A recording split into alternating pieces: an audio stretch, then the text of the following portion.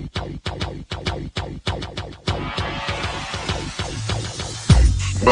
to the Odds Breakers, number one place for shared, sharp betting information. Welcome back to podcast 55 of 2020. I'm your host, Kiev O'Neill. You can follow me on Twitter at OBKiev. Follow us at the Odds Breakers and follow us on social media / the Odds Breakers. This episode is being brought to you by jazzsports.ag. For a 50% sign-up bonus, please visit Jazz Sports and use the promo code The Odds Breakers. Terms and conditions apply. If you'd like to help us out with our costs, sponsor the podcast and the website. We would love to help you out. Please visit theoddsbreakers.com, click shop, and become a member. For $17.99 a month, you can get my plays and premium plays before the line moves. If nothing else, please visit theoddsbreakers.com and become a free picks newsletter subscriber. And if you just want to become a general free subscriber, we are trending at 65% right now for our free subscriber picks since May of 2019. Everything is tracked on the site. So our just straight up free subscribers will get a play every week or 2 weeks. Not nearly as much as premium, but we hope to keep those great trends going our way and winning those tickets. So we have some sports betting news. Caesars Group just bought out William Hill for $3.7 billion. $1 million. Billion dollars. You know. So Caesars Group obviously was based off Caesar's Palace and the hotels that they own, Bally's, the Rio, Harrah's, etc., etc. And they've kind of gotten bigger and bigger over the years. But anybody that thinks that Vegas was not doing well because of this whole pandemic, unreal.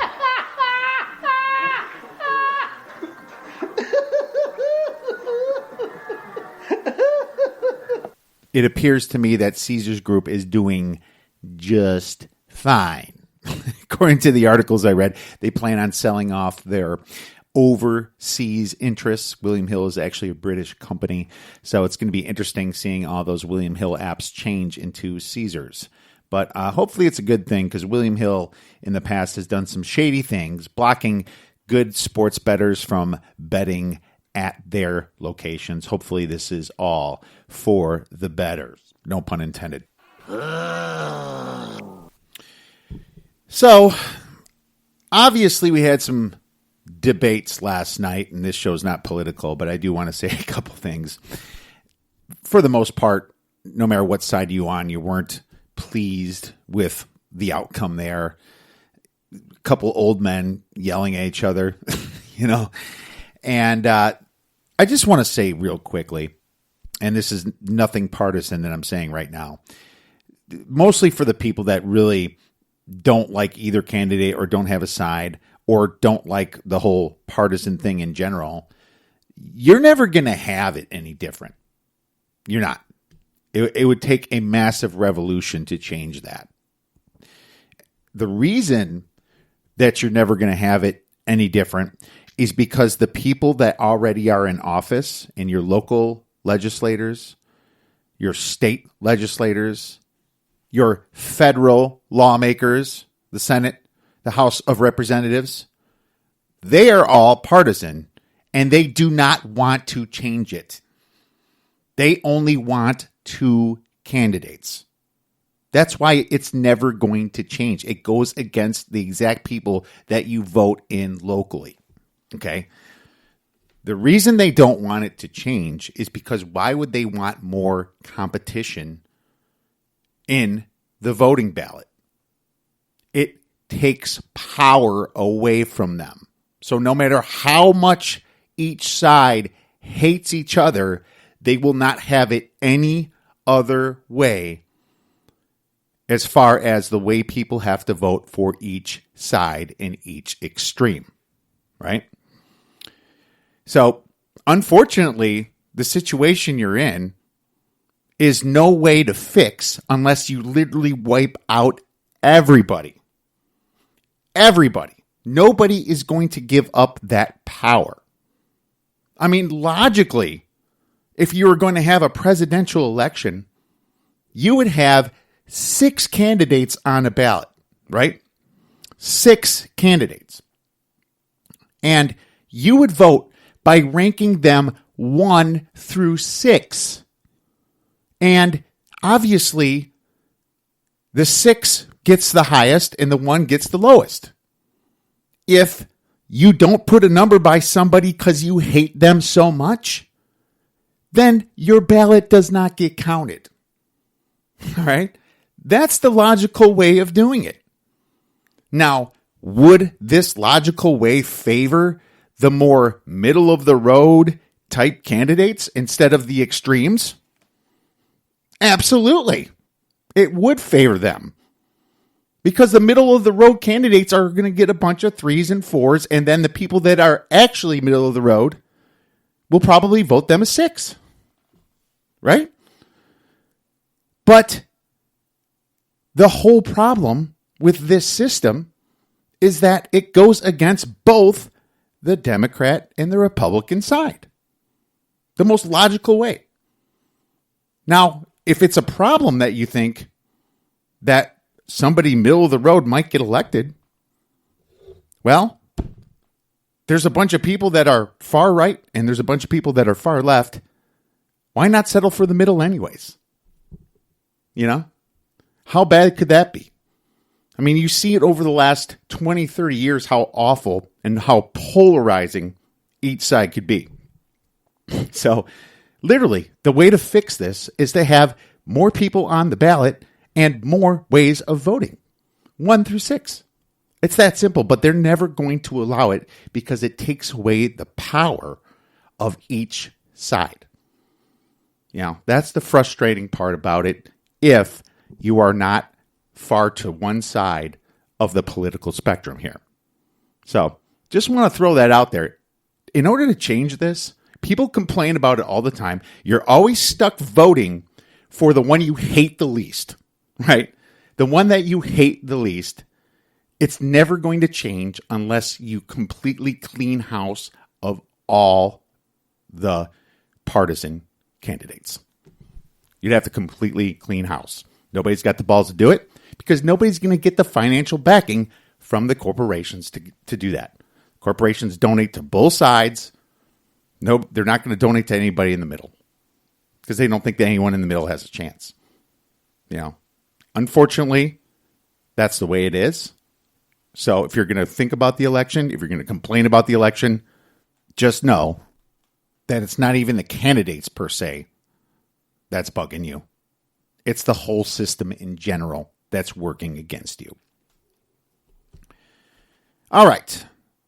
Well, enough of that. We have a fully loaded show today. Alan Cashman from the Cashman Wins and the Dan Dackett Show is coming on to break down some college football. And then later we're going to have Bryan Leonard from wagertalk.com to break down some NFL for this weekend.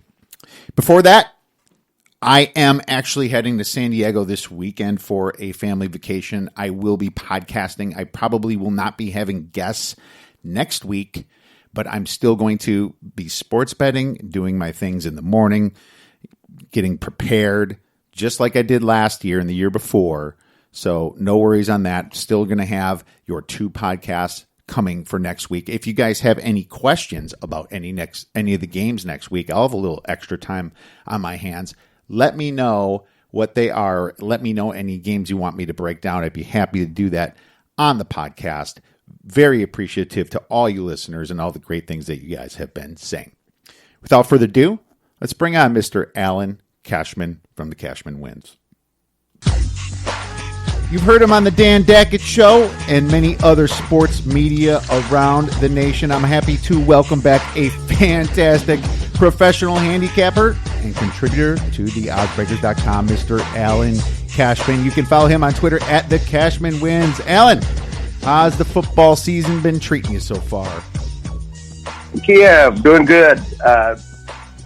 Good start. I made our first plays in college football this past weekend. We went 2-1, and we are 2-1 in football and the NFL as well.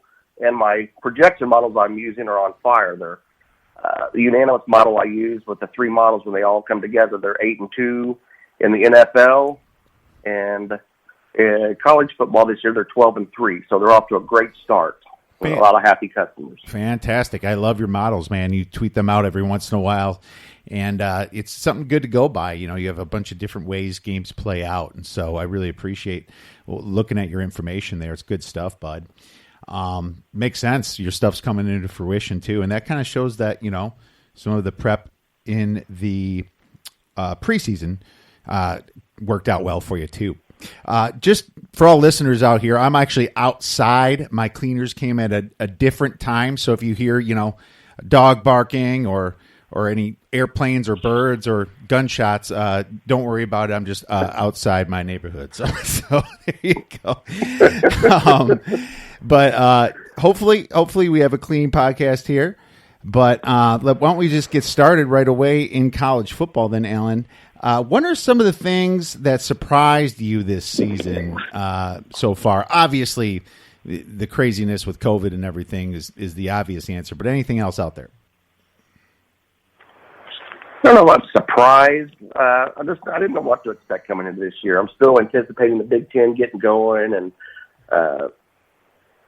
maybe I heard some talk some of these smaller conferences still trying to get something going off the ground. So, you know, I don't know if I'm surprised. I really didn't know what to expect. I had no idea what to expect going into this. I'm glad that so far we haven't had any, we've had some cancellations, but it still looks like it's going strong, and I'm hoping we're going to get to the end of the season and hopefully crown champion at the end as well. Oh, for sure. Me too.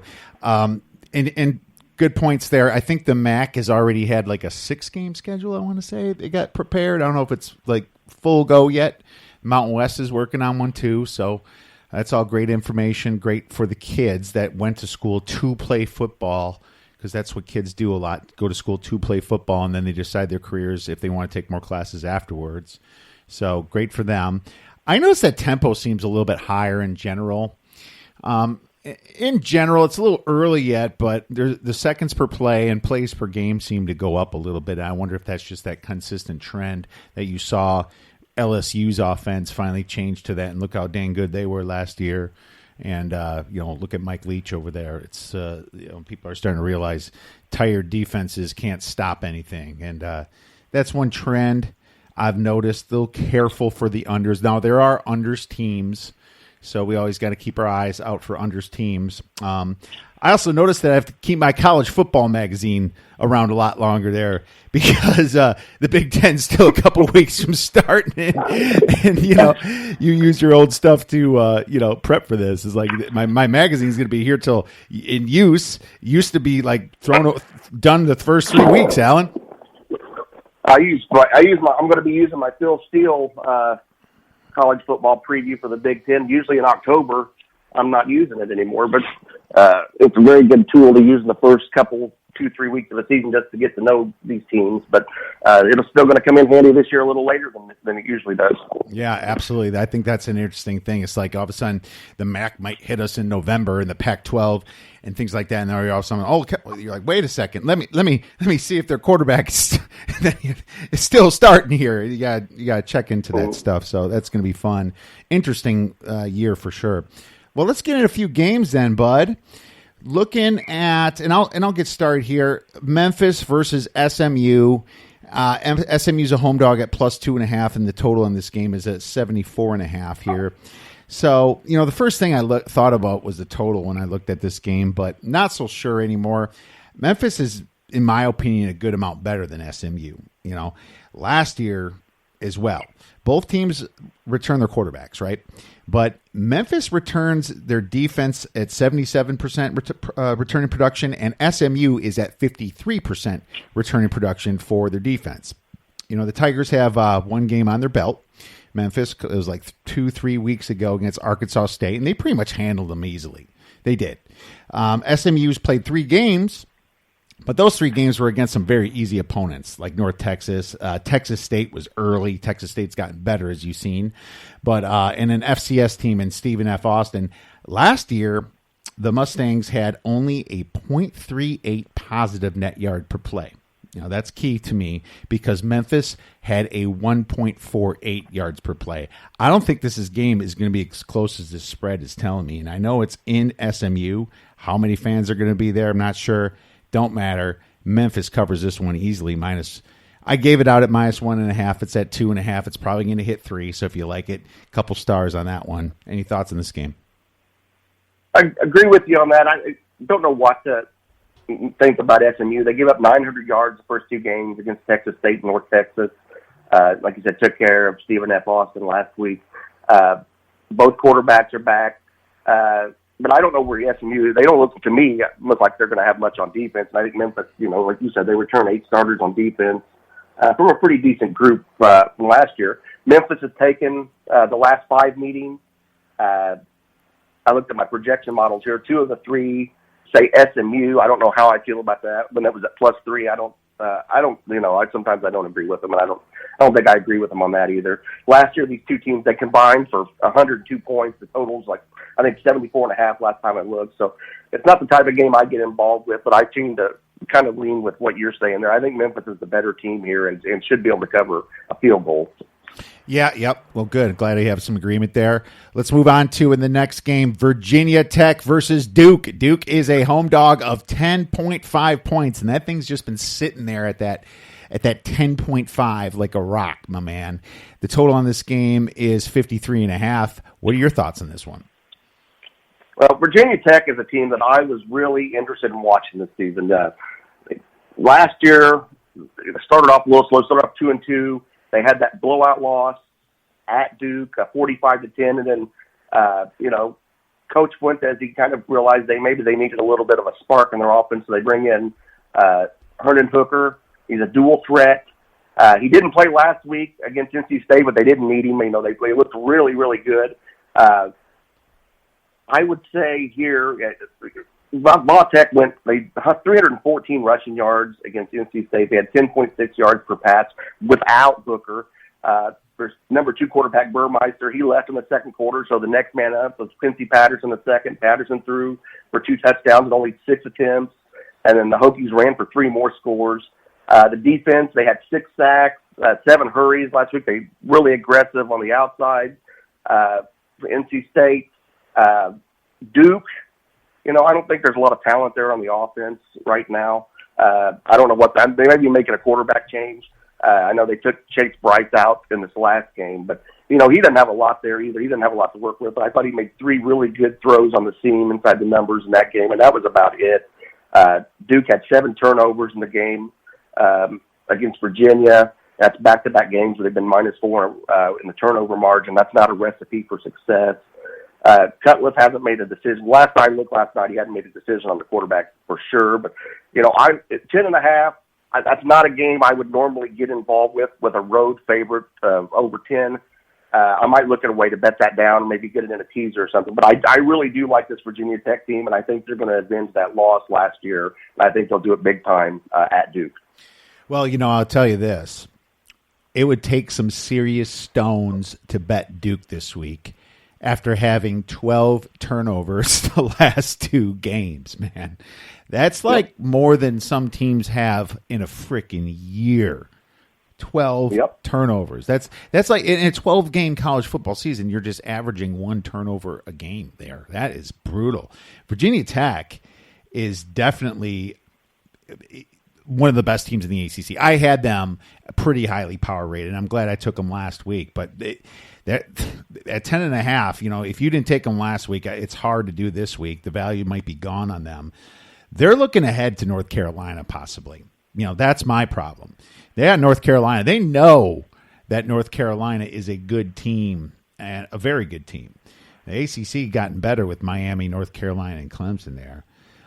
Duke's got to be motivated after 3 straight losses. They have to be. Now, my power rating has this Virginia Tech -6.5. I guess if you look ahead, it's 5.5. But I can't get myself to bet Duke. They just look too haphazard and unprepared, man. I think there's going to be some sharp money coming in on Duke, though, just because of that number. And I think they're going to hope that it's the same Duke team that showed up against Notre Dame, But lean to Duke for me at 10.5, but I think if he gets down below the 10 is where you might want to get interested in it, Alan. Let's move on to TCU versus Texas. Texas is minus 13. The total on this game is 63. And I'll start here because I do have a play for our listeners here. I mean, Texas, huge double-digit favorite here versus a TCU team who only lost to Iowa State last week by 3 points. TCU played 2 quarterbacks last week, but Max Duggan proved to be the better option with 3 TDs and 1 interception. Duggan was held out the first half because of his heart condition. They wanted to ease him back in, but the coaches saw them losing and they're like, well, get in there, and he did a great job. And he's back. He's got to be starting this next game. TCU would have beaten Iowa State, I think, had he played the whole game. I think, well, they would have definitely had a better shot. Texas, on the other hand, proved that they still don't have a great defense, allowing 56 points to Texas Tech, going to overtime, almost blowing the game. Tech, by the way, played really poorly against an FCS team the week before. So, I mean, what does that say about Texas? I know they beat UTEP, but that's freaking UTEP by a lot. It's hard to get a great idea on what Texas is yet, in my opinion. Such a small sample size, but just looking at how much they gave up to Tech, where they're at, Texas has Oklahoma on deck, coming off an overtime game. Then TCU, who always plays them tight, they're going to look forward to Oklahoma. This is a perfect spot to bet TCU. And TCU did struggle running the ball, but they get their running back, Zach Evans, who was out due to COVID protocols. They get him back. So my power rating on this is only Texas -9, but factor in the overtime, the look ahead. You have to bring that number down to around 7.5. I'm taking the TCU as the dog, and I also like the money line sprinkle on this. Any thoughts? That money line sprinkle is probably a good idea. The projection here I had 2 or 3 had TC covering at 13. I mean, absolutely. Why wouldn't you take a shot at TCU right now? What I worry about here is, like you said, they're getting the running back. TCU did not look very good running the ball last week. They only had 2.3 yards per carry. Texas definitely had the edge in running the football, but they also didn't face a very good defense. I would say, TCU won last year's meeting 37-27. Like, I worry about the run. Maybe they didn't tackle very well against Iowa State, TCU's defense. Maybe they cleaned it up this week. TCU, they're 5-1 straight up in the last 6 meetings. Now the total here is 62.5. And the total was only hit 60 once in the last 6 meetings, and that was last season when TCU won this 37-27. And the over is 7-1 in TCU's last 8 games as a dog. I don't have a play here. It would certainly, no way I back Texas. So if I was going to play this, I may take a look at the over or maybe take a look at TCU, but right now it's not a play for me. All right, fair enough. I like TCU for 2 stars right there. Let's move into Arkansas versus Mississippi State, and Mississippi State is laying 17.5 fat points after beating champion LSU. The total on this game is 68.5. I'll quickly run through a few things. Massive letdown spot for Mississippi State, in my opinion. My power ratings actually have it 9.5. I think this spread might be inflated. My problem is I don't really know how good Arkansas is. Was last week more about Georgia starting out really slow? Because at the end of the game, you saw who Georgia really is, right? On the other hand, how good is Mississippi State? We know they're better than we kind of power rated them beforehand, but maybe it's also because LSU is that much worse and just sucked on offense and defense, I think the 17.5 is too big, but I'm going to let you go ahead and tell us your thoughts. I would agree with that. We don't know. This isn't LSU from last year that Mississippi State played, so we don't really know what we've got here. A lot of good in that game for Mississippi State. They came out gunning. Mike Leach, they threw the ball 60 times versus only 9 run plays in the game. We only combined for 89. Both teams in that game only combined for 89 yards rushing. Mississippi State had 4 turnovers on offense, including a pick 6 against LSU. So some bad there. They had 7. They did have 7 sacks. Now you look at Arkansas against Georgia. Georgia got off to a really slow start, and I was looking at the numbers. Just before I'd watched the other team play, I was like, yeah, Mississippi State, I'm interested. And then I saw Arkansas in that first half. I'm like, well, maybe not. But then Georgia made a change at quarterback and took Mathis out because Daniels wasn't available to play. And once they brought in the backup, Bennett, he came in and he threw 3 straight possessions of a touchdown there in the second half. 2 turnovers and gadget plays where someone other than the quarterback was throwing the ball. One ended up as a safety for Arkansas. Felipe Franks, he threw for 200 yards versus Arkansas. That's more than versus Georgia. That's more than any Arkansas quarterback has thrown against any SEC opponent last year. It's still Felipe Franks. I think we kind of know what we've got there. Mississippi State won by 30 at Arkansas last season. They beat them by 46 the year before at Mississippi State. But you just don't know. I don't think Arkansas is very good. I don't know how good Mississippi State is yet. Like you said, you do worry about the letdown spot after the huge upset. I would be interested in Mississippi State if this number gets below 17. But right now, it would probably be a stay away for me. All right, fair enough. Yeah, and it's 17.5 plus money in some books. Interesting to me. It's like the books are begging for Arkansas money. They're begging for it. So I find that just kind of an interesting little tidbit right there. It's kind of weird that a number like 17.5 they have plus money on, right? It's like that number. Normally you beg for it like in the 3s and the 7s and the 10s. So I find that kind of interesting about this. Odd number. Very odd. Very odd to ask for that. Next one, East Carolina versus Georgia State. Over under is at 69. I think the spread is Georgia State about -1.5. East Carolina is coming off a loss to UCF, right? But one thing that they're able to do is put up 28 points. They return 87% of their offense this year from last. That's a good thing, averaging 5.78 yards per play, 27 points per game.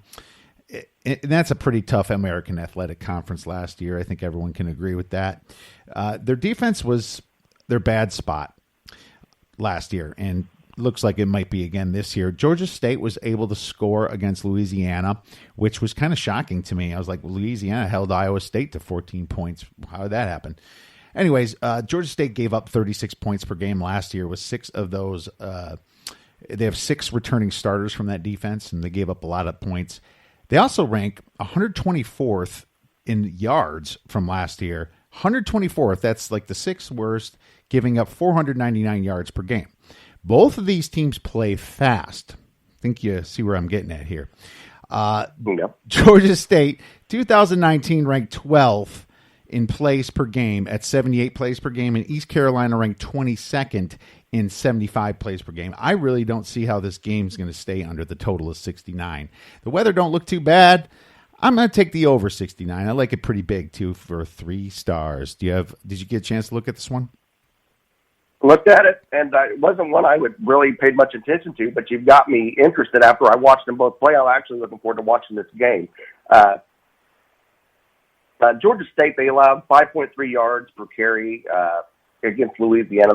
Louisiana's zone run, the runs off the tackles, the edge, really hurt them in that game. Elijah Mitchell ran for 164 yards for the Cajuns. I really thought ECU moved the ball fairly well at times versus UCF.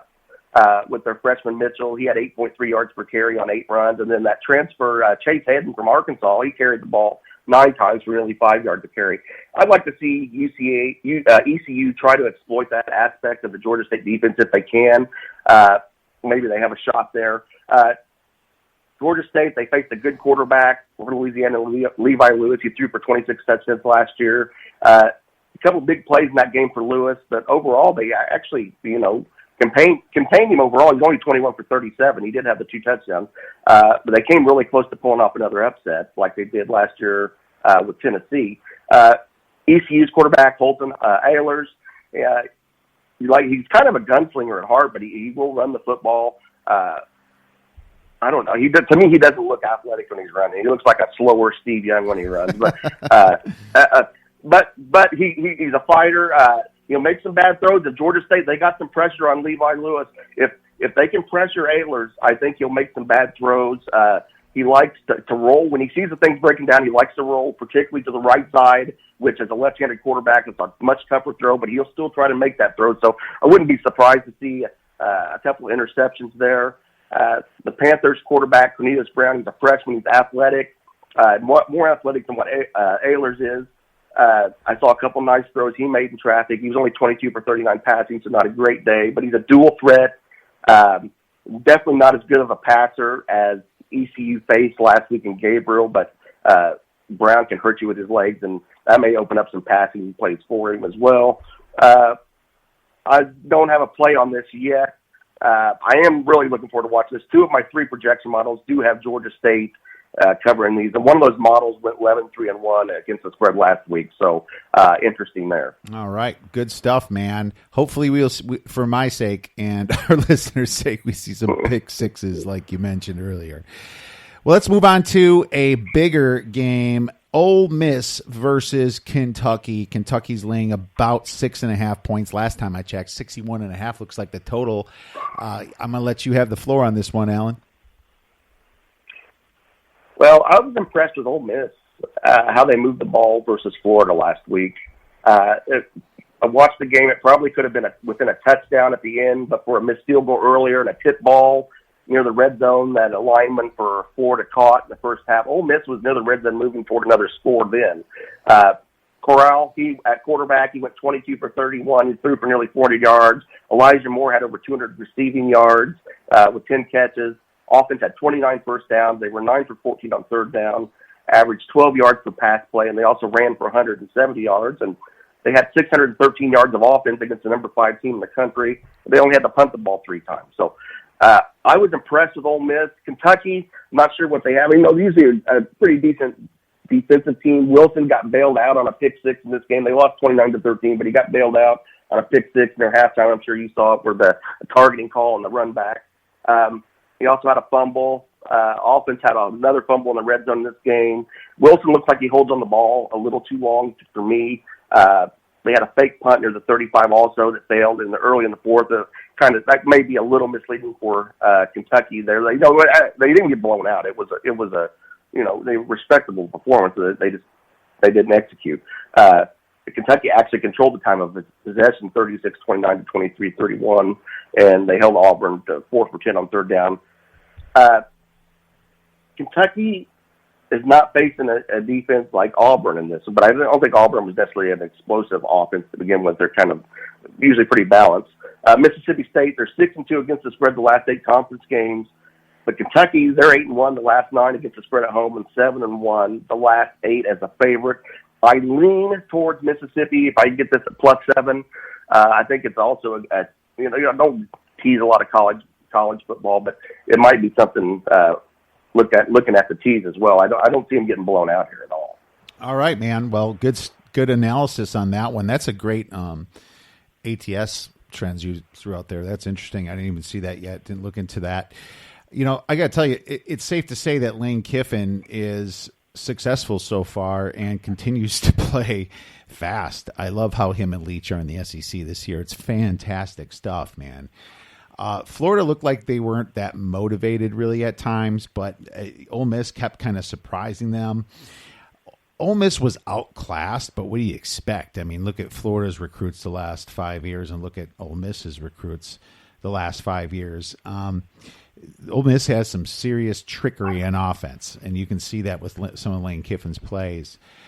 Kentucky, they're going to win the trenches. I mean, they are. They just return all those offensive, defensive linemen. They're going to win. I think it's a Mark Stoops game, right? He needs to just run the freaking ball. He could have had Auburn better if they didn't turn the ball over, fake punt, all that stuff that just looked like crap. Terrible timing on a fake punt, way out in the opponent's yard line. What are you doing? Yep. Yeah, it was awful. And Florida, was able to run for 200 yards against Ole Miss. So if you're smart, you just run the ball. You got a dual threat quarterback there. You don't want to get in a shootout with Lane Kiffin. You don't. You just don't do that. But I don't know if Mark Stoops can handle himself and not do that. You know, I mean, I got this number at -5. I think Kentucky's a 5-point favorite, but I don't have a side on this game, Alan. I don't right now. I might just sit back and enjoy this one. You know what I'm saying? I think it'll be a good one to watch, regardless. Yeah, fantastic one to watch.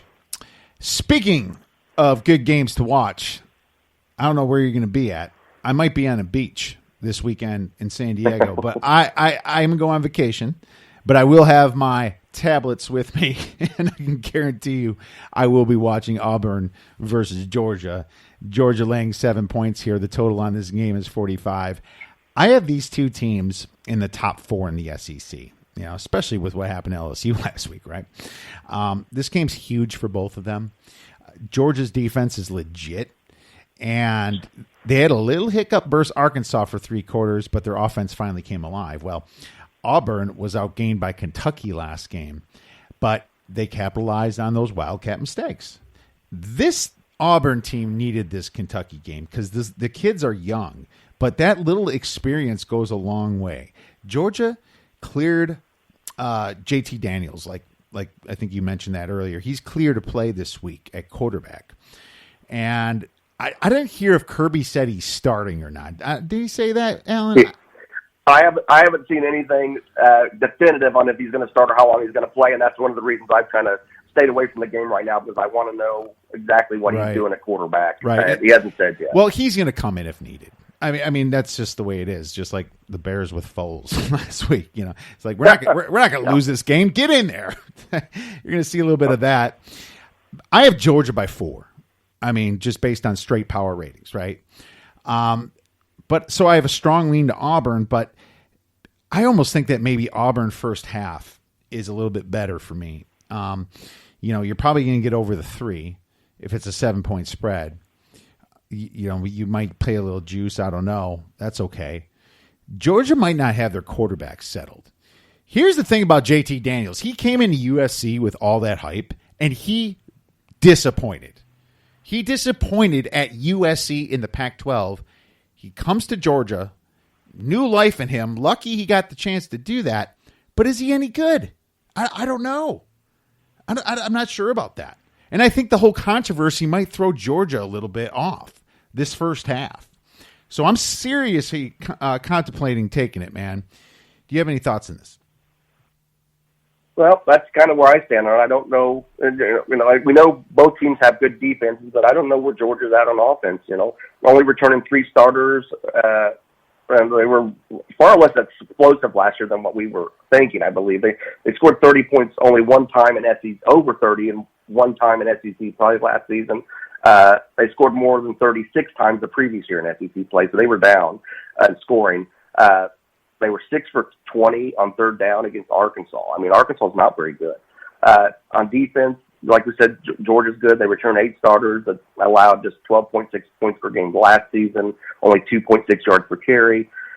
Auburn's offense, they could only muster 16 first downs and 3 yards per carry against Kentucky's defense, which Kentucky, you know, they're pretty good. Not as good as Georgia, though. Auburn only averaged 2.3 yards per carry in the meeting last season that Georgia took 21-14. I don't think this is, like I said, an explosive Auburn offense anyway. They're usually balanced. They want to play good defense. It's not a play for me right now. I want to see how Kirby Smart's going to manage the quarterback position with Daniels. If he plays the majority of snaps, I don't know if I would play it or not. He's definitely a better – I think he's despite what he did at USC, I think he's a better choice than what they've got right now. Mm-hmm. The total in this game was 45 last I looked. So 5 of the last 6 meetings between these two teams, they finished under that total. Wow, that almost leans the dog too a little bit when you look at that. Yeah. No. Okay. Yep. Good stuff. Sounds like you kind of we want to figure out what Georgia has at quarterback. That makes total sense to me. I guess it's almost a free roll in a way to take the first half if your power ratings say to anyway. you almost get in the free roll. The fact that maybe Georgia's quarterback is not going to be as good. So that's an interesting thought. I'm going to think more about that, and maybe I'll tweet that out on Saturday if I decide to take it. Are there any additional games that you would like to discuss out there, Alan? Nothing else on the card. I'm going to take a closer look. I'm going to take a little break, and then I'm going to get into I want to see a little more about Missouri and Tennessee. And, I don't know. I want to see something, look into a little deeper, Baylor and West Virginia here in the next couple of days. I liked West Virginia last week to cover at Oklahoma State. And one play they would have. That fumble in the first half that got returned for a touchdown, they would have covered the number. So those are probably the other two games that I'm going to be looking at, but I don't have anything on them as of right now. All right, Alan. Well, it sounds like your systems are kicking butt over there. How can our listeners benefit from that? Well, they can always follow me on Twitter at the Cashman Wins. Also, the CashmanWins.com is the website. They can sign up there. I've got a special right now, 1 year, $59. Get you everything. You get access to the analytic game projections, all picks, all sports, all that good stuff. And then always I like to give some things out there on the odds breakers for your listeners as well. That's fair. And I'll probably be posting something there for you this weekend as well. That's very kind of you, my man. Thank you so much, Alan, for coming on and giving us your knowledge here. Really appreciate it, man. Have a great time this weekend watching the games. All right, Kiev. You too. Thank you.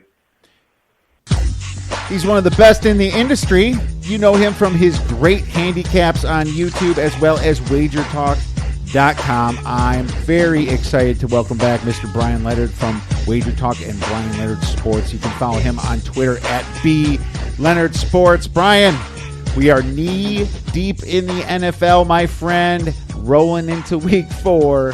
How's the season been treating you? NFL's a little bit off and on. I had Houston as my best play last week, and that didn't work out well. Thought I had a winner, didn't have a winner. It's the Plinko of the NFL. I'm telling you, it's just the way it is. College is great, 7-1 to start the season, but NFL, I think I'm on the right side, and then something happens. But that's just the way the NFL's always been. Well, you were on the right side because I had Houston too. I mean, so that I can just tell by that. Houston had every freaking reason to cover that 4.5-point spread. 5 or whatever it was. I can't remember. I think I had 4.5 or 5. Every reason, and they didn't. It's the landscape. They're up by 11 points at one point in the first half. I think. You think you're coasting, and then just shuts it. That's the Bill O'Brien factor too. Sometimes you think it is. Go ahead. No, I was just about to say that he's one of those guys you got to think twice before you place a bet on him, and I should have thought 3 times, I gutt. Yeah, me too. But at the same time, I took him out as a factor because I thought Deshaun Watson would just be enough at 0-2. They played the 2 best teams in the league. Home run spot for them. Steelers not the greatest cover team when as a favorite, and but that's the NFL for you. That's the landscape of it. But we'll bounce back. We always do. We always grind out a profitable year. Yeah, the college has been great, so I'm really happy to hear that. You've always been fantastic at college. But we're going to talk a little NFL on this one, and I'm wondering what your biggest power rating moves were in the NFL from last week to this week. Well, I had Baltimore rated 0.5 point better than Kansas City, and I didn't bet the game on Monday night, but it was pretty clear that Baltimore is not a team that has the ability to come back if they're behind like Kansas City does. So I still think Baltimore is very competitive for the championship, but that was a big loss for them. Now they're basically a game and a half behind in the standings to pass them up for home field. And as we know, Kansas City's home field's always been very good, and you've got a coach who I'm just every game I see, I'm liking him better, Kansas City. But I put Kansas City up about a point, and I dropped Baltimore about a point and a half in that. I had Philadelphia for the second straight week, and obviously I was wrong. And That was a free play that we released, and it didn't come in. So I had to drop Philadelphia again. And, even against a San Francisco team this week that's at 7 right now, that's been really beaten up, it's going to be tough for people to put money on Philadelphia, unless, of course, it gets to 7.5. Then the wise guys are just going to take it. But Philadelphia is a team right now that has a lot better talent than what they're playing, and that one I made an adjustment on. Tennessee's a team that has been winning, but winning with some luck, I guess, in their favor. So I dropped them about a point. But overall, the bad teams are really bad. The good teams are really good, and that's the way it's been the last few years with the NFL, and it's not much different this year. Well, there you go. I'm sure there's a lot of people at the chalkboard right now writing 50 sentences. I will never bet against Mahomes as a dog. I will never bet against Mahomes as a dog. Right now, it's I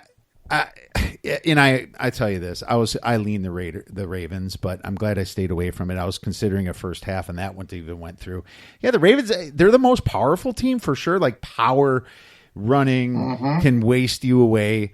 But just Mahomes and what the value he brings, the extra gear that he has of precision is why he's a $500 million quarterback, and just proved it again, never to doubt him. Of course, he teased everybody by going to the Chargers and going into overtime. I mean, he teased everybody, but at the same time, when it all comes down to it, they were sleeping that game, Live and learn on that one. My biggest power ratings adjustments, and I guess week 3 is when I really button things up. Sometimes I hold off a little bit. I had to move the Rams and the Steelers both up 1.5 points, and that's a lot for the NFL, but I was too low on them. The Steelers are better than I thought, especially with that defense there, and their schedule is just so perfect for them this year. You wonder if they're going to compete with the Ravens better than they have in the past couple years. Denver down 2 points. The Giants down 1.75 points. I was one of those suckers on the Giants against the San Francisco 49ers second string that lost that bet. It also ruined a teaser of mine. So not too happy with the Giants here, but I hate to say it. I'd probably have to bet them again if that thing gets past 14.5 against the Rams. That would be, I'll have to hold my nose pretty bad, but that's just something that could come into fruition by Sunday. In the Jets, I moved down another 1.5. I think I had it pretty close to the spread, but it's just the Jets just showed so bad, and I do adjust for injuries too in my power ratings because I do switch it when I hear up and down. So that's for me. Been a tough last week for a lot of people, but this week's looking up a little bit. We have some good line value, but let's get into a few games here and see what we can grind out for some of our listeners, Brian. I'm going to start with the Colts versus the Bears. Bears are getting plus 2 points. The total on this game is 44.5. This game's real interesting for me. Lots of people think that the Bears should be 1-2, but those are the same people that haven't really watched the full football game. The Bears with Mitch left a ton of points on the table. Any Bear fan that's watched it knows that Mitch he shines once in a while, and sometimes he does come back in games. But where's that the whole game? There's a lot of receivers open. There's a lot of times he should have ran the ball and didn't. Making poor decisions out there. So it's just mostly bad Mitch. Good. You saw him switch to Foles. It almost reminds me. Well, I can't compare it to Clemson, but teams don't usually switch starting quarterbacks when they're undefeated, like Clemson did with Trevor Lawrence when they won it all, and then all of a sudden the Bears do it and they're undefeated. That took some balls to do that. But what I do have to say is Nick Foles hasn't been the greatest quarterback mid-season, as a starter. He hasn't, and for some reason, it makes me concerned a little bit because maybe he's that Ryan Fitzmagic syndrome guy where once he's said that he's the starter, then he sucks. I think maybe it's just because he was on some bad teams when he was with the Rams. He was under Fisher and some pretty bad coaches there. Now, what I do like about Foles is that he was with Kansas City in 2016 under Matt Nagy When he went to the Eagles, he was under Doug Peterson, both under Andy Reid, and that's when he won the Super Bowl in those systems. So he knows Matt Nagy's system very well. Matt Nagy actually lent him his car back in 2016 to drive to and from practice, believe it or not. So they have to have some good camaraderie right there.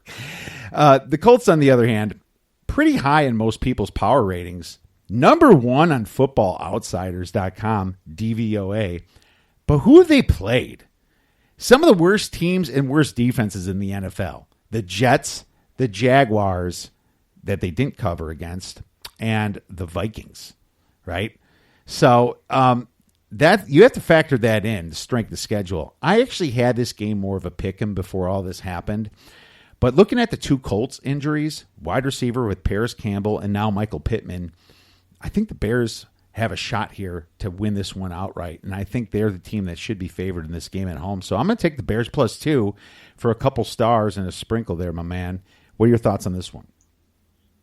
Well, when they signed Foles all that money, the thought process was eventually he's going to be the starting quarterback.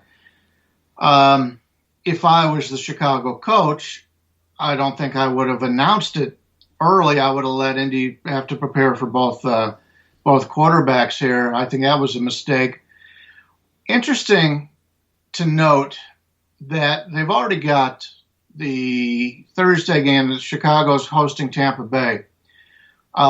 So Chicago's going to be staying at home. They're not going to be traveling. And we all know that the home team on a Thursday night has a definite advantage. Well, the Tampa Bay line is basically 3 -110 across the board. The Colts are basically 2.5 -105, which is telling you that Tampa Bay is ranked higher than Indy. And even with the bad situation about Chicago being home twice and Tampa having that short week, I think the better bet is if you're able to get Chicago plus the 3 and a look ahead for Thursday.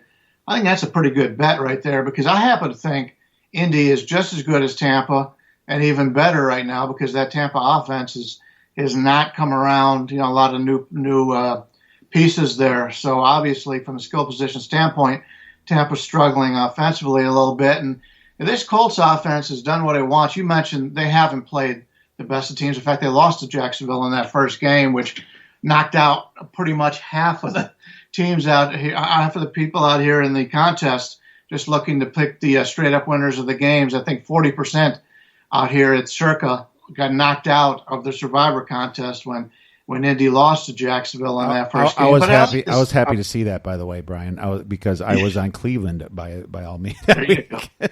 There you go. Yeah, I know. I was happy to see that too from other reasons, but I happen to like Indy in that game, so I lost. But Indy's one of those teams that I think is a little underrated right now, and because of the people that they've played. But they've done what they've had to, and against that Jacksonville, it was a complete situation where they were clearly the better team, but the breaks and the things that happen in the NFL bit them. But I prefer an Indy a little bit today. Or this week. It's not going to be on my card or anything. But like I said, very interesting for that Thursday to have Tampa, who I think is a little bit less of a team than Indy, and they're giving more points in that situation. So I think when we're done here, I think I'm just going to go out and grab that 3 on Chicago on that Thursday night game. Well, I actually looked at that too, and then I looked at some power ratings, and some of the public ones have Tampa Bay higher than Indy themselves, right? So I agree with the Bears on both personally, but if I look at my personal, power ratings here, I have the Bears as a pretty average team, slightly above average. I have, and I have the Colts 1.5 better than the Bears on average, and I have the Tampa Bay Bucks. Where do I have them? Can't scroll up here. A little bit better than the Colts. I actually have the Tampa Bay Bucks 0.75 points better than the Colts. So I guess that's why. So it makes sense for both the dogs. Bears is a dog here. One thing that I do know is that Phillip Rivers, in the history of him, if you look at what the Chargers have done as a road favorite, I think since 2008 they are something like 16 in 21 against the spread.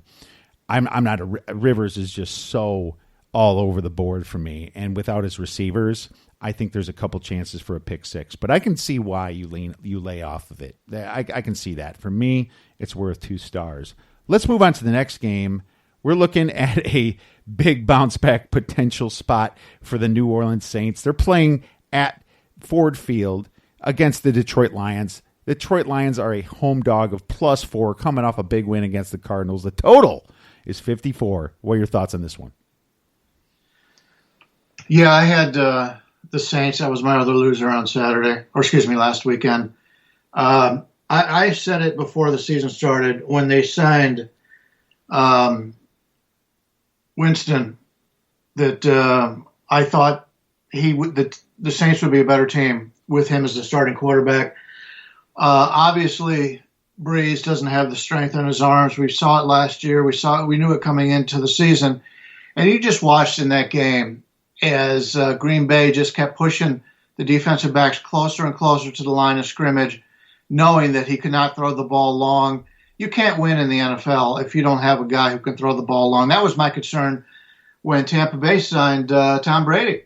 Is you've got a coach who wants to extend the field, and all of a sudden he brings in a guy who can't extend the field. That is my concern, which is one of the reasons why Tampa has struggled offensively so far this season. So, obviously the Saints didn't have their number one receiver, but it shouldn't have mattered. Green Bay's defense isn't that impressive. I think Green Bay is one of those teams, talk about power ratings coming into the season. Green Bay is one of those teams that should have regressed majorly coming into this year because they had so many lucky situations. You take a look at their scores in the games. They shouldn't have won nearly as many. They were very good in one-score games and all that. But they've come out this year, and they've really impressed me. They're probably the one team that I probably put up farther on my power ratings than any. But I had to do it after last week because obviously I like the Saints in that game, and I thought Green Bay was overrated. Well, I was wrong, and Green Bay looked really good. The Saints looked bad. Detroit's one of those teams that, yes, they have a lot of talent, but similar to the coaching situation, I don't like their head coach. And if you're in a game with a spread of 4, which we're seeing right now, I think there's a huge coaching advantage for New Orleans. Although I did not like the way that game was coached on Monday night. Therefore, I am going to pass here. Normally, I'd be looking to play New Orleans off of that bad situation. But without those fans down in New Orleans, it's huge that they don't have those fans.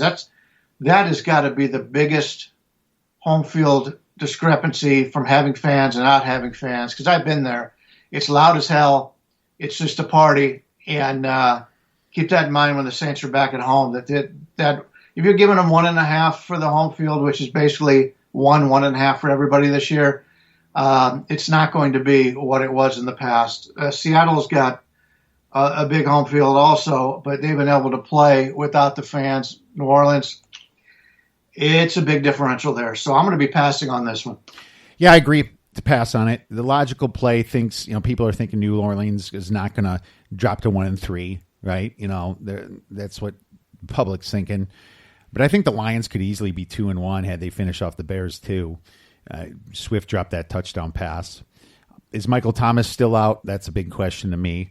I guess he came back to practice and was limited. That doesn't mean he plays though. The Lions D stepped it up last week versus the Cardinals, and they might get Desmond Trufant back this week too. So just too many injuries for me to check out. My power number is 3.5. No play at 4 until more injury news comes back. But something I probably want to stay away. I could see the Saints still downfalling here. It's almost like teams are figuring them out. That Taysom Hill gadget stuff's not working for them either anymore, And I also think that the Saints are kind of predictable. They play fast at times, and teams are figuring that out. It sounds like Sean Payton's got to switch it up a little bit. Let's move on to the next game, Cleveland versus Dallas. Dallas minus 4.5. Total is a high 55.5 points here. I thought hard about this one, but both teams just seem so unreliable to me. And I lost on Dallas last week, and that 2-point conversion personal foul turn it from a push to a loss, which really killed me. I mean, Dallas has no pass rush whatsoever. They only have a net 0.2 yards per play advantage over Cleveland.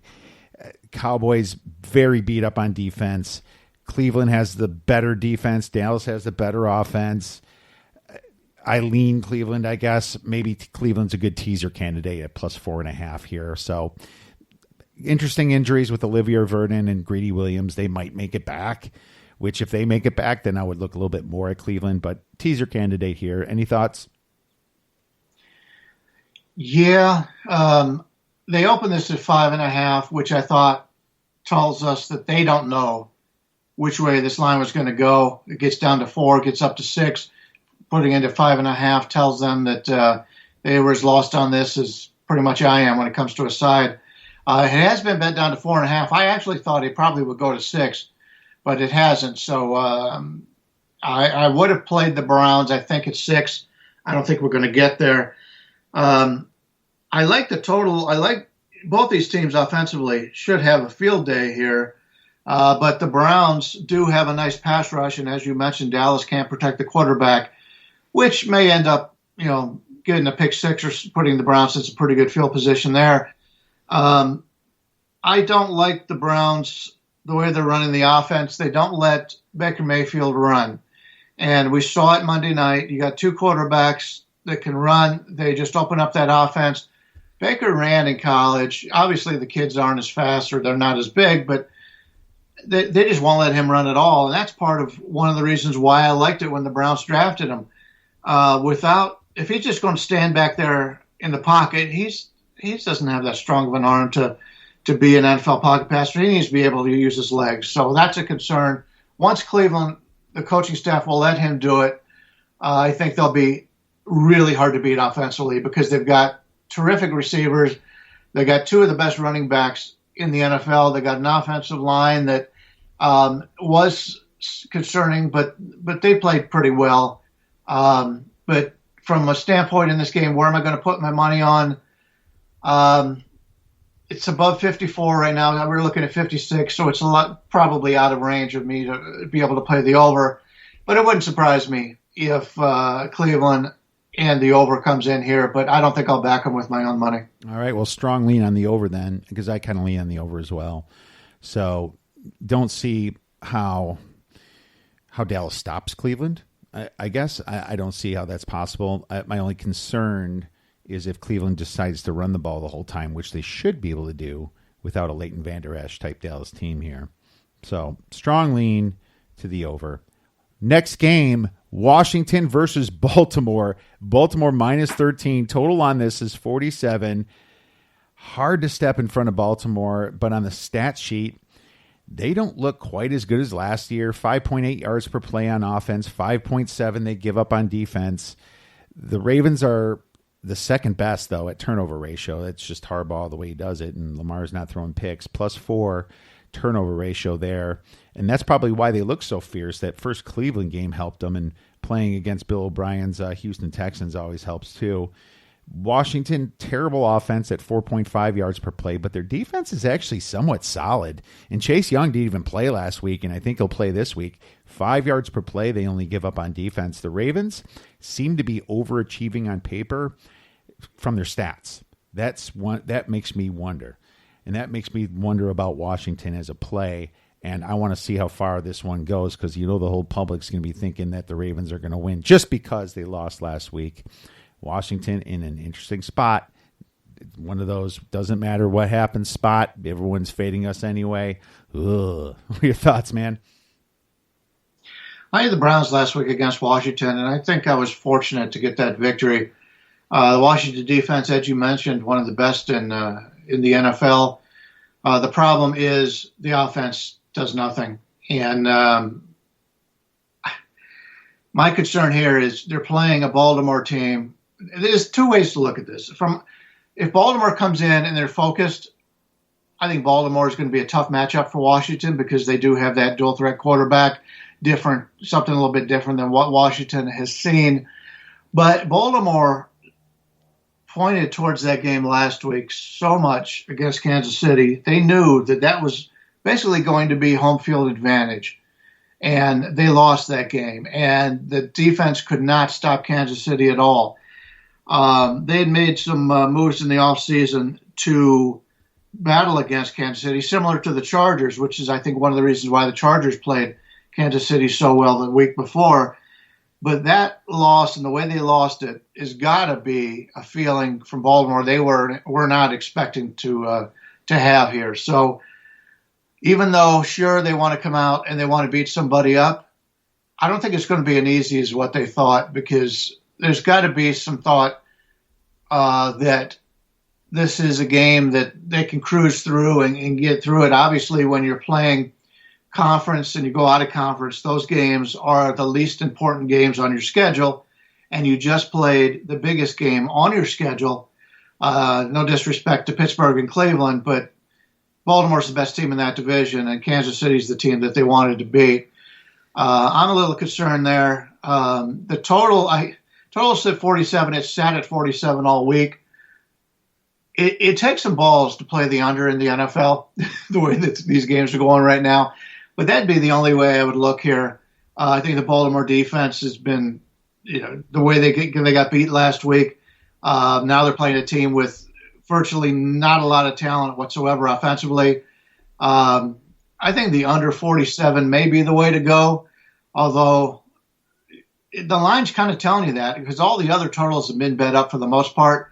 That one has not. It's been the same all week. So I think the wise guys are looking at the under also, and that would be probably my better play on this game.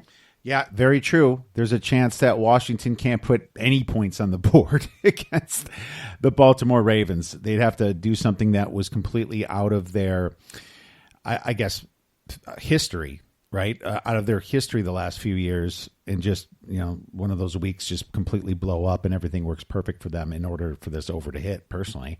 I think while Baltimore runs the ball a lot and just controls the game and gets the heck out of Dodge, that's a great call on the under there. Didn't think about it until you told me that, Brian. Thank you. Well, I'll definitely look deeper at that one. Let's move on to another game. Buffalo versus Las Vegas, +3 at home. The Raiders, home dog. Total is 53.5. And I think I'm going to be a little bit contrarian here. The Raiders didn't exactly show well against New England. Terrible spot for them. It was a bad spot. A lot of sharp guys took New England and won.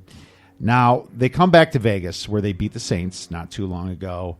It's also interesting to see this team as a 3-point dog facing a team in Buffalo that was outgained last week by a lot. Probably should have lost at the end of that game. The Rams started out sleeping.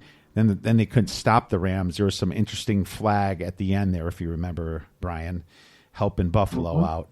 And I like Buffalo this year. I'm high on Buffalo, right? But they're certainly above average. But their schedule has been pretty easy this year, facing the Jets and the Dolphins, except for that Rams game that they were outgained on. So the Raiders, they had to go to Carolina, travel spot first game, but back and forth, they won that game, showed their defense isn't that great. Then they faced the Saints and the Pats. A lot harder of a schedule, in my opinion. The one thing that the Raiders shown was weakness against the run, and the Pats ran 250 yards on the ground against them. But here's kind of the good news. The Bills, it's more their quarterback, Josh Allen, running the ball and throwing the ball. They're only 4.1 yards per rush. I know it's early, but that's kind of small. The Raiders are hopeful to get Nick Kwiatkowski back this week. That'll help their rush defense a little bit. And the Raiders, I do know they're banged up at wide receiver with Brian Edwards and Henry Ruggs still out. But, they didn't have those two players last year anyway. And they have an experienced Nelson Aguilar there and Hunter Renfrow, if you remember. That was fantastic for him last year. And Darren Waller has been awesome in a few games, especially that home game against the Saints. If Ruggs can make it back, it's a bonus for me at this number. But the Bills are not exactly stopping people. They allow 6.0 yards per play, right? That's a lot for their schedule. I think the Raiders have a very good chance here to not only cover the spread, but to win outright. So I'm going to play the Raiders at +3 A couple stars on that one. Sprinkle. What's your thoughts there, Brian? I'm leaning that way too. Bookmaker right now is at 3 minus 115. They're basically the offshore leader anymore when it comes to NFL lines, which is showing that maybe we can get you 3.5 here eventually, because it did open 1.5. There's been a continuous amount of money coming in on Buffalo here. If it's 3.5, I'm definitely taking the Raiders. Last week was obviously not a very good matchup. They played the first game at home. Granted, there's no fans there, but that was a huge situation for the Raiders to be able to play in their new ballpark. We saw that with both the Chargers and the Rams being able to play in their new ballpark out in L.A. And so there have been some strong home fields in these new ballparks. I think it may continue here. Waller was taken out of the game by New England last week. That's what New England does. They take away your best offensive threat, and especially from a tight end standpoint, New England's always been very good against that. Buffalo, in my opinion, they've been a little bit surprising this year. I didn't think much of Allen. He's played very well, but this will be the second game in a row in which the Raiders have faced a quarterback that has the run-pass capability. Although, last week against the Colts, it didn't work out for Vegas. I think seeing it 2 weeks in a row will help. I was on New England last week. I thought that was a pretty good bet, and it worked out well. Buffalo is one of those teams that is playing they're better. They're playing better than what I thought. But if I can get 3.5, I'll definitely be on the Raiders. Also looking for a higher scoring game.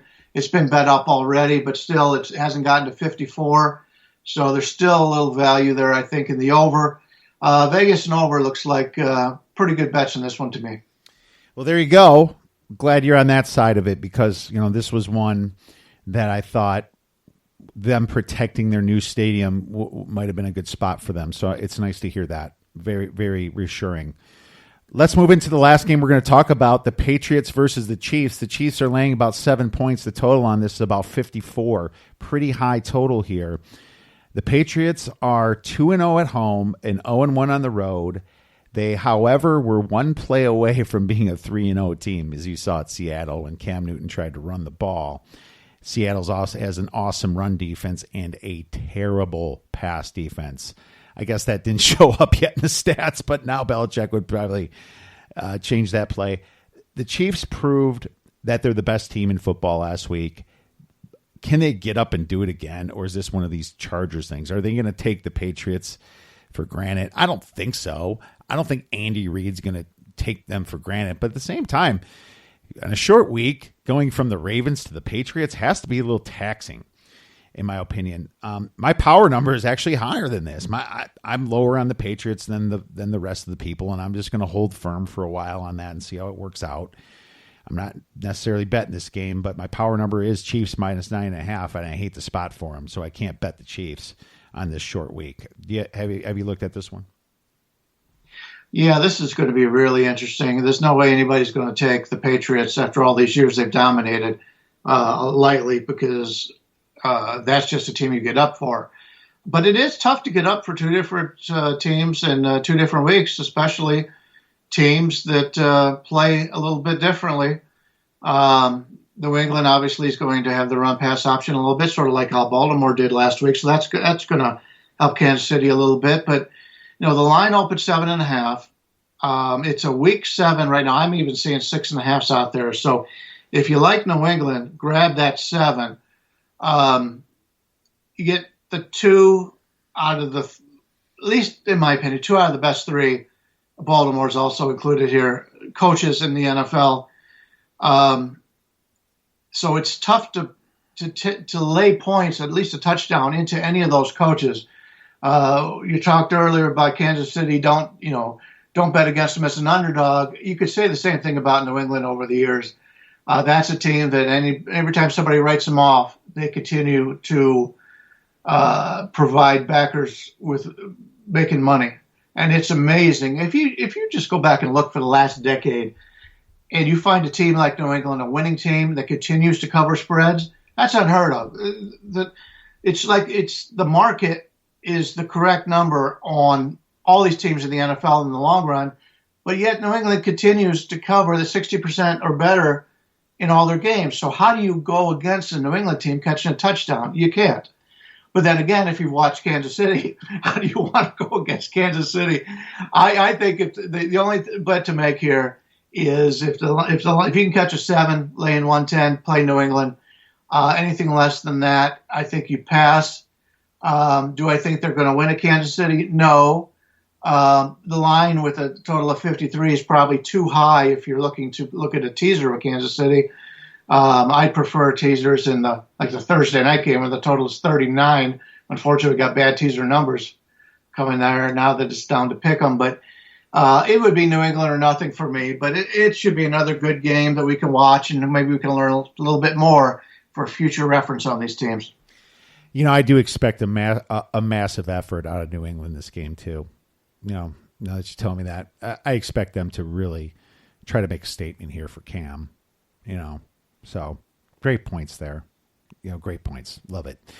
All right, man. Well, we covered a bunch of games. Is there anything else you want to throw out there? It could be college or NFL. Not really. It's one of those cards for me in the NFL where I haven't decided a lot on any games yet. I have released Jacksonville to my clients. If you take a look at Cincinnati, they are ranking 31st in yards per pass, 31st in yards per rush. They can't protect the quarterback, and yet they're laying a field goal at home against a Jacksonville team who's played better than I thought. They already beat the Colts. They've been in just about every game they played. They're coming off a game in which they look bad on national TV against Miami. They've got more time to prepare in this game for a rookie quarterback, second-year coach. I thought it may get up to 3.5, so I told my clients not to worry about anything right now. Maybe we can get to 3.5, but now it looks like it's staying pretty much on 3. So I like Jacksonville plus the 3. I was hoping to get 3.5, but it doesn't matter. I think Jacksonville's the right side in that game. Well, good, because that's the one I gave out on Monday's pod. So that's exactly why I gave it out on mine. So well, that's the reason why the number didn't get to 3.5. So I apologize for that. No. Well, there you go. See, you could have given it out on Friday. I could have made an extra half a point. I should have texted you, Brian. Well, thanks so much for coming back on the show, man. Really appreciate your great insights this week. It's going to be a fun NFL weekend. I'm really excited to watch it. Have a blast this weekend and stay safe, Brian. I appreciate it. And yes, for everybody listening to the show, be safe out there. We want to make sure you're back again next week. All right. You can find Brian's information and great plays at wagertalk.com. Make sure you guys check that out. All right. Before we get into the sharp side of the force, I'm going to give you our refuse to lose 6-point teaser. We're going to tease Tampa Bay down to -1 with the Chicago Bears against the Indianapolis Colts from 2.5 up to 8.5. So that is your refuse to lose teaser of the week. I think Tampa Bay should be able to take care of business here at home. I mean, the Chargers don't put up a lot of points themselves, obviously, and the Bears should be able to at least keep it close with Indy's injuries, like I mentioned before. And now I'm going to give you our bow to the gambling gods parlay. Since it worked last week, you might as well do it again, right? 6 legs, once again, all money line. NFL, Tampa Bay -325. The Rams -747. Then we're going to go to the NCAA and go Florida -1150. North Carolina -516. Memphis is the closer one at -132, but I feel strongly about Memphis, if you remember from the earlier in the pod with Alan. And I'm going to take Pittsburgh hosting North Carolina State -581. This parlay will pay about 3-1. Bow to the gambling gods parlay. And now it is time for the sharp side of the force. The Sharp Side of the Force is brought to you by uwager.eu for a 50% sign-up bonus. Please visit uwager and use the promo code ODDSBREAKERS. Terms and conditions and location apply. Starting with the NCAA here. Sharp money on BYU from 21.5 to 23.5, hosting LA Tech. 57% of the tickets on BYU, but 75% of the money on BYU. South Carolina, sharp money, plus 19 at Florida. 53% of the tickets on South Carolina, 85% of the money. Sharp money on NC State at plus 14 at Pitt. 33% of the tickets on NC State, and 85% of the money is on NC State plus 14. Sharp money on SMU plus 2.5, hosting Memphis. 33% of the tickets on SMU, but 88% of the money is on SMU. I'll be your Huckleberry.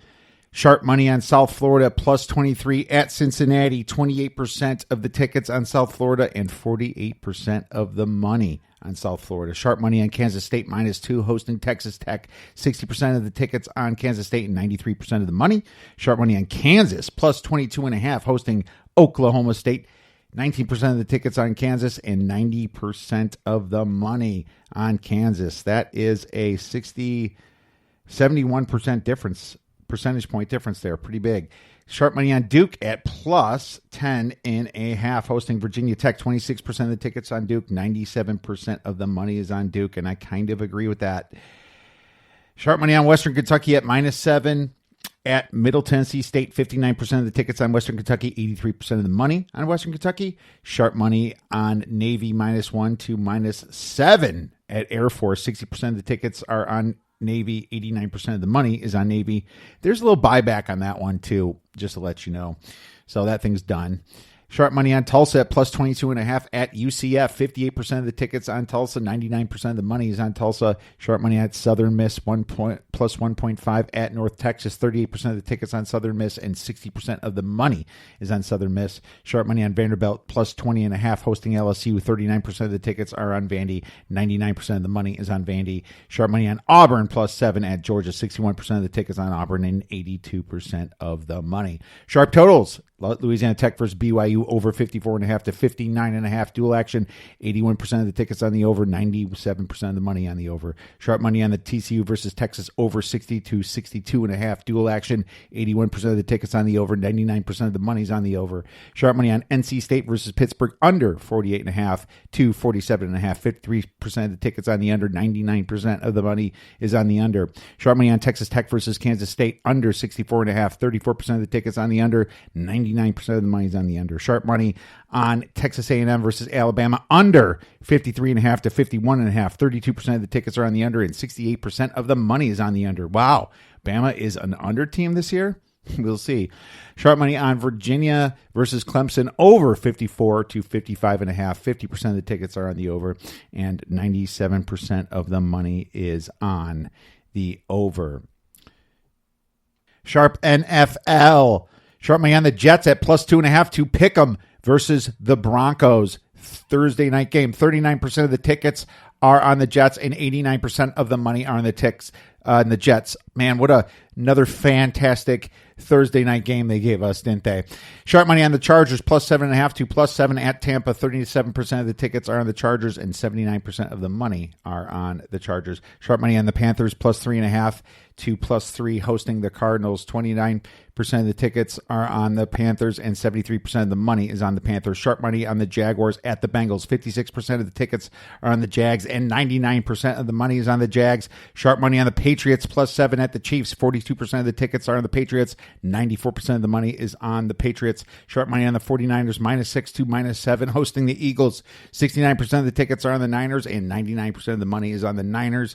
Sharp money on the Packers, minus 6 to minus 7.5, hosting the Falcons. 61% of the tickets are on the Packers and 97% of the money is on the Packers. It's getting too high for me there. The Falcons have some offense. Sharp totals. Broncos versus Jets under 42 to 39.5. 62% of the tickets on the under. 97% of the money's on the under. Sharp money on the Colts versus Bears under 45 down to 43.5. 39% of the tickets are on the under and 91% of the money's on the under. And sharp money on the Chargers versus the Bucks under 45.5 to 43.5. 58% of the tickets are on the under and 95% of the money is on the under. interesting there. I'm not seeing a ton of. There's a little bit of action on the over here, but the lines came out pretty inflated as far as NFL totals. That is our podcast for the week, my friends. If you like our podcast, please go to your podcast hosts and rate, review, and subscribe. Everyone have a fantastic weekend. If you have any questions, please tweet us at the Oddsbreakers and go get some.